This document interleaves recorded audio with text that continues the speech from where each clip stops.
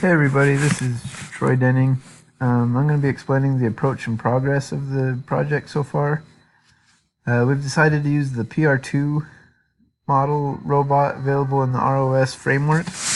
There's been quite a bit of development done there, and since most of us in this team haven't really messed with ROS very much, we decided to use something that's pretty well developed.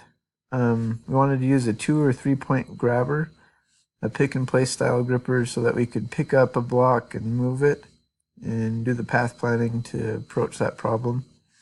We'll be using mostly the rapid random tree sampling based planning method, and we'll probably use other ones if it becomes more applicable as we get into the project.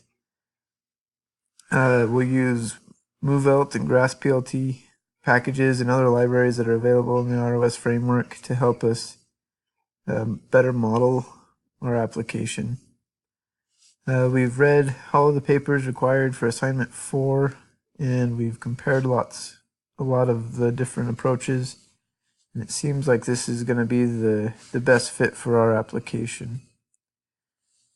There are also several tutorials and other things like that related to PR2 in the ROS environment, so we'll use those to the best of our abilities, as well as setting up an environment in Gazebo.